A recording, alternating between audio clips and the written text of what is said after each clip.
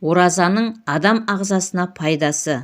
Қасиетті Рамазан айында ауыз бекіту тек рухани тұрғыдан ғана емес, адамның денсаулығына да үлкен пайдасы бар.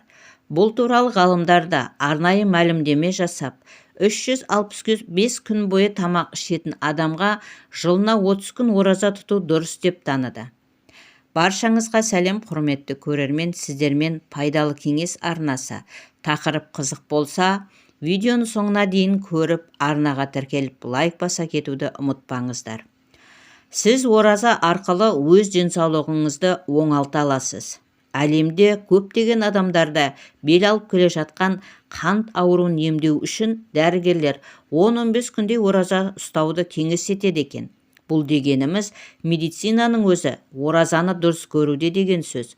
Бұл уақытта сіз ұйқы безінің демалуына көмектесесіз. Оразада адамның ішкі мүшелеріндегі майлар еріп, метаболизмді жақсартады екен. Біз күніне 14-15 сағатқа жуық тамақ ішуден тыйылатындықтан да адам ағзасында керек емес жасушалар жою процесі іске аса бастайтын болады. Сондай-ақ артық ет пен май мөлшерде жойылады.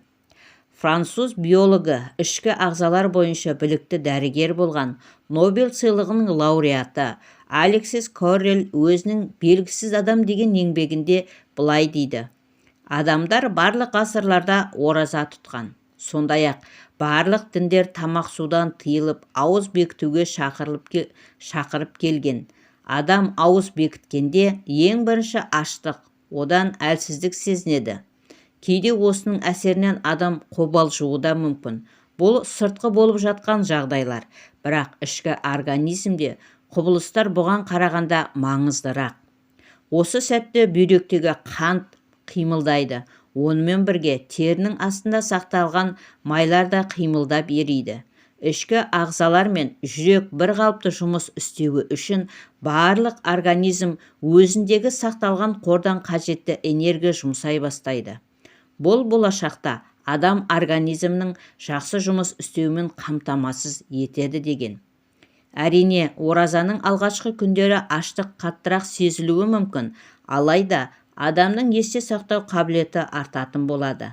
Бастапқыда бас айналу, ауыздан жағымсыз иістің шығуы да болады, бірақ уақыт өте ағзаңыздың өзі аштыққа үйрене бастайды. Есте сақтайтын нәрсе: ауыз ашқан соң бірден майлы, асқазанға ауыр тағамдарды жеуден аулақ болыңыз. Бұл дегеніміз, сіз өз денсаулығыңызға зиян келтіретін боласыз. Алла елшісі саллаллаху алейхи уассалам ауыз ашар кезде тек бірнеше құрмалардан дәм татып, аз ғана су ішіп ақшам намазына тұратын. Бізде осы әдетті үлгі ете отырып, ағзамызға аз тамақтануға және барынша құнарлы ас жеуге қарай дағдыландыру керекпіз. Көптеген ғалымдардың айтуынша, ауыз бекіту арқылы денедегі май құрамы азаюмен қатар холестерин мөлшері де бәсеңдей түседі екен. Бұл дегеніміз қанның қоюлануының алдын алады. Сонымен қатар, сіздің ағзаңыз пайдаланып жүрген түрлі химиялық қоспалар бар тағамдардың басым көпшілігі улы заттарға толы. Ал ораза уақытында сіз осы улы заттардан арыла отырып, жасушалар жаңарып, жаңа қуат пен күш алатын боласыз.